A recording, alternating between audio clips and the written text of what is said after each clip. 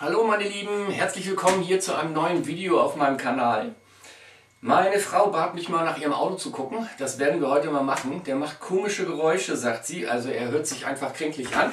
Und ja, da gucken wir uns doch mal an, was da sein kann und schauen wir mal in den Motor rein. Los geht's!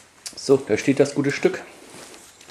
Das ist in diesem Fall ein VW Passat, Baujahr 2009 und hat auch schon recht ein paar Kilometer runter. Ich habe vor einer ganzen Weile, mag ein Jahr her sein, Dreivierteljahr vielleicht, habe ich den Zahnriemen gewechselt. So, ja, mal gucken. Dann wollen wir den mal starten. So.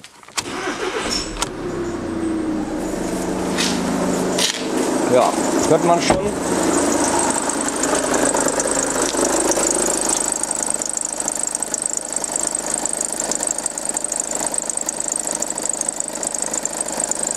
Okay.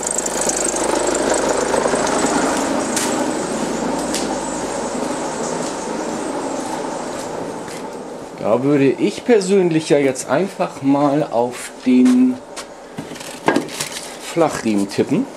Oder auf den Keilrippenriemen tippen.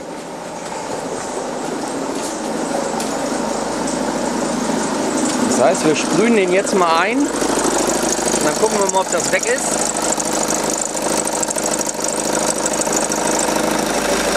Aha. Und schon hört er sich normal an. Also Keilrippenriemen. Entweder irgendein Lager oder der Riemen an sich verschlissen.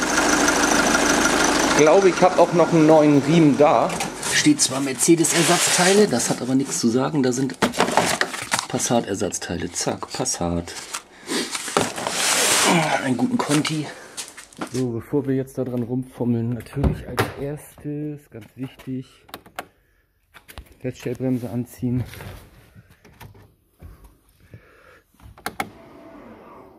Okay.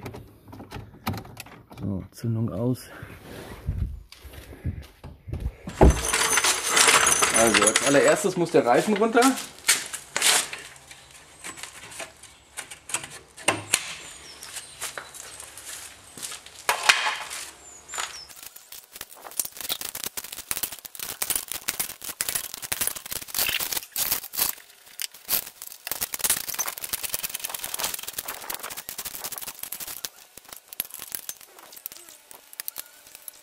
Hier ist das Ventil, hier war das Felgenschloss.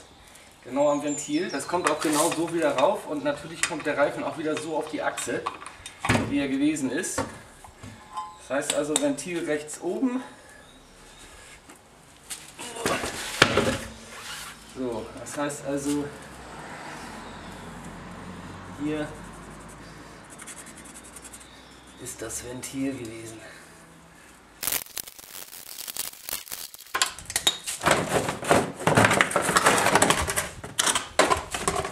Jo, da kann man das jetzt gut sehen.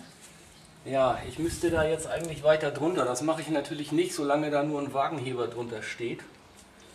So, also wir haben hier, das sehe ich hier gerade, das ist die Kurbelwelle. Da fehlt übrigens eine Schraube. Da. Das ist jetzt nicht ganz so schlimm wahrscheinlich. Also, was heißt nicht ganz so schlimm? Natürlich sollten da 4 Schrauben drauf sein auf der Riemenscheibe.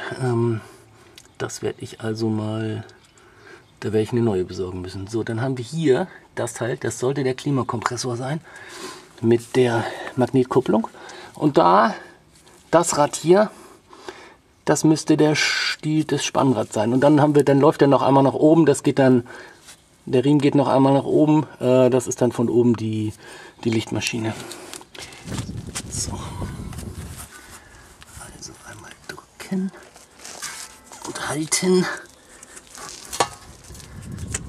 Abnehmen, so. Oh, zack.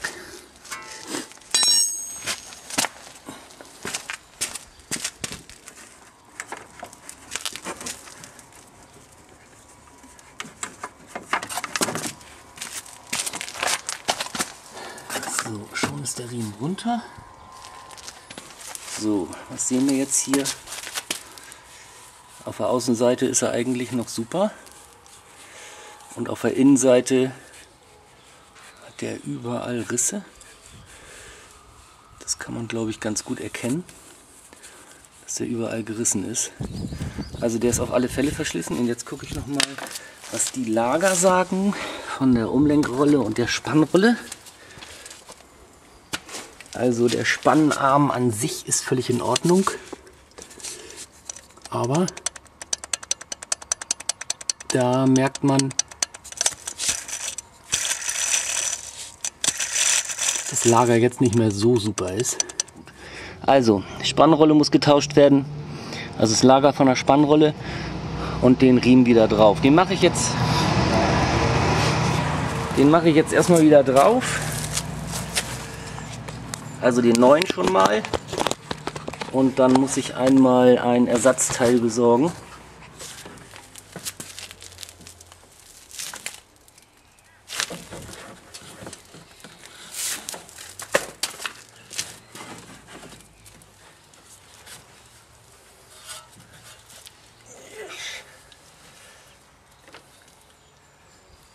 Da muss er hin.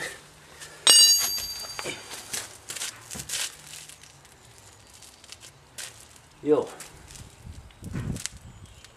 Okay. So sitzt er wieder, wie er sein soll. Also da sitzt er überall auf den Zähnchen drauf und hier kann man es auch deutlich sehen. Sitzt er auch drauf und an der Lichtmaschine, da sitzt er auch gut drauf. So, das war's. Alles wieder zusammenbauen. Gut. Erstmal zumindest. So. Jetzt hatten wir gesagt, Ventil rechts oben. Scheibe ist nicht verdreht, also kommt der exakt so wieder drauf.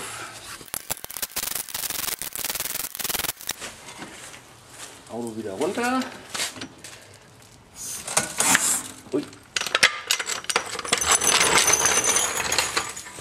Und nachziehen.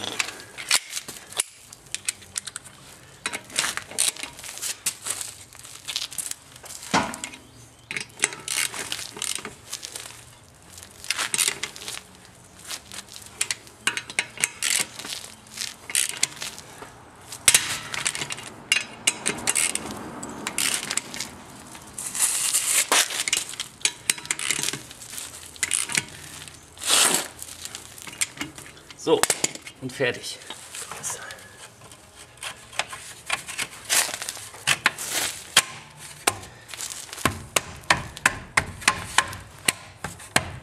So. Und jetzt machen wir die ganze Kiste wieder an und gucken mal, ob es sich besser anhört.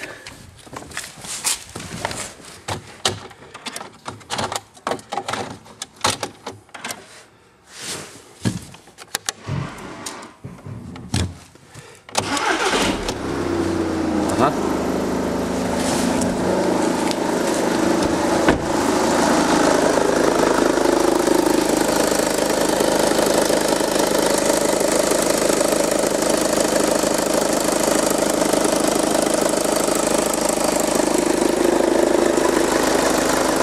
Ja, das hört sich ja viel besser an.